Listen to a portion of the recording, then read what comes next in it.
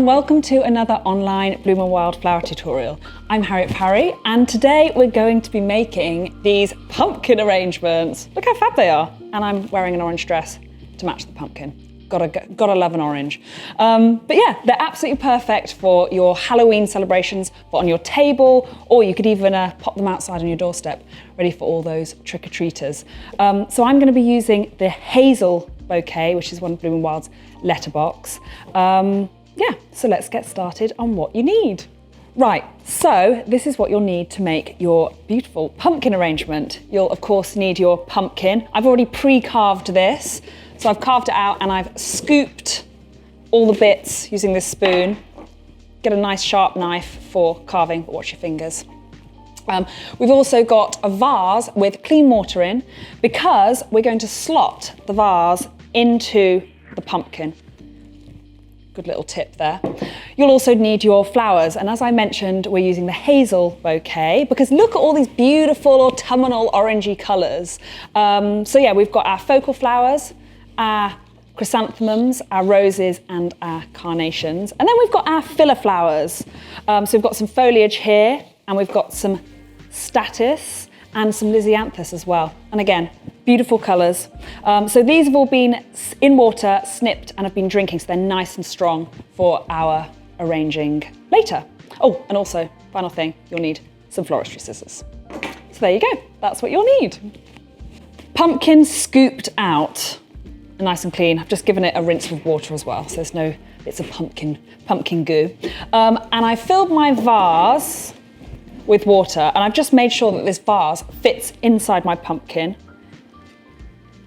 and sort of disappears. So yeah, depending on the size of your pumpkin will determine how big your vase is. So there we go, vase in clean water, just slipped inside. So as I mentioned before, I've snipped and these flowers have been drinking, so they're nice and strong for arranging. And I'm gonna start, this pumpkin is going to be 360 because I think I'm going to put it on my table rather than outside for the trick-or-treaters so I can enjoy the beauty of it. So with a 360, you can see your arrangement all the way around. So I'm gonna keep that in mind when I'm arranging.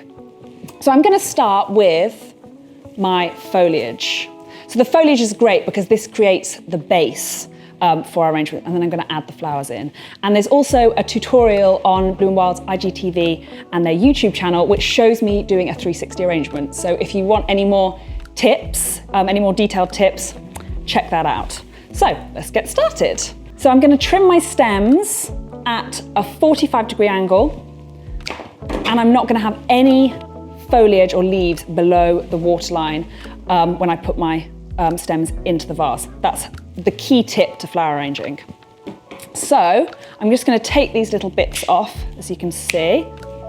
And all of my stems are going to come from the centre and sort of tumble outwards outside of the pumpkin. And you arrange in a crisscross fashion. So each stem is going to support the other stem. So I'm going to, you can sort of use your pumpkin as a measuring tool. So there we go. And I'm going to keep turning my pumpkin round. I'm going to add some foliage, which I'm going to cut a little bit shorter because this foliage is great to cover the rim of the pumpkin. And if you couldn't find a vase that fitted inside your pumpkin and you had the neck of the vase sort of at the top, it's also great to sort of cover the neck so you can't see it. So keep spinning your arrangement when you're making a 360 all the way around. Okay, right, the next thing I'm going to do is I'm going to just put a couple of bits of statice because I think I want a few more sort of filler bits. I'm also going to use the statice later on to add the finishing touches because I think it's really nice and delicate and it adds that sort of like, I don't know, like the white of a highlight when you're doing a painting. But for now, I'm going to use a couple of stems to add to create my base. One more sprig, and this is great. This has got lots of different stems coming from a singular stem. So you get lots more, a bigger bang for your buck. I'm gonna add my roses. I've got more roses here. I've got 5. So I'm gonna add my roses, and they're less delicate than a chrysanthemum. So again, this is gonna be quite a domey arrangement like in my one that I made earlier. There we go. But if you wanted it more wild, you keep your stems longer. So again, I'm going to add these roses in. I'm going to think about textures, colours, shapes and height. That's what you sort of want. And keep spinning your arrangement as well. I'm going to sort of balance out my colours. So I've got a pop of this sort of dark reddy orange rose here. And then I'm also going to repeat it on the three sides. I'm sort of making a triangle, if that makes sense. And that's another tip. 3s, 5s and 7s, odd numbers when you're arranging. Okay, so we're going to do another rose here. That's slightly higher. And we're going to do a central rose, and I'm going to keep that much higher, I think, here. Okay, next I'm going to add in some of my carnations. I'm just going to add a few in. Okay. And again, you're arranging from the center. And again, I'm going to spread the textures and the colors sort of evenly. It's going to be quite a classic pumpkin arrangement.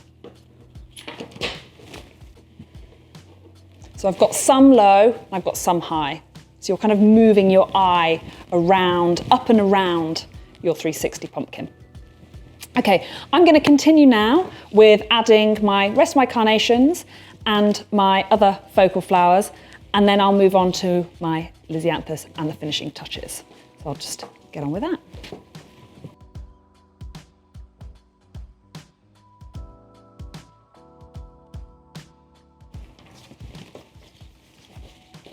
Okay, so now I'm going to add my lisianthus, which are kind of in between a filler flower and a focal flower. With a lisianthus, you've got lots of different stems coming off a singular stem. So you can actually, again, you've got more flowers per stem. So that's great. So I'm just going to trim off these little bits, take any leaves that I think will be below the waterline. There we go. And I'm going to add these in. They're also quite linear, so you could use these sort of perhaps higher than your rounder focal flowers, which is a little tip.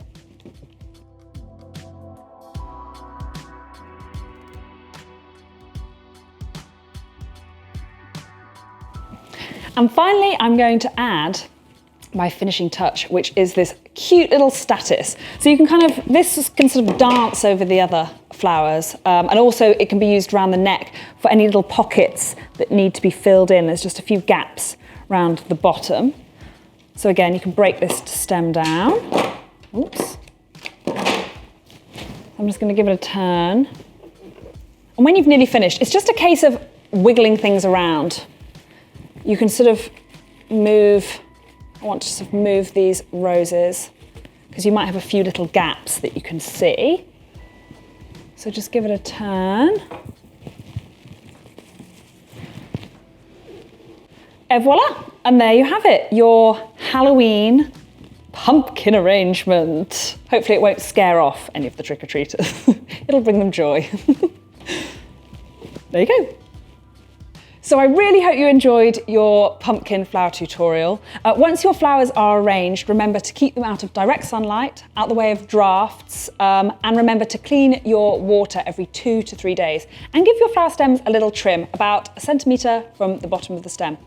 Also, do please send in your photographs to Bloom Wild. We would love to see your pumpkin arrangements. So yeah.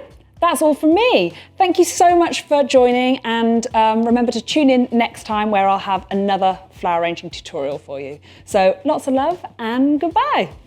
See ya.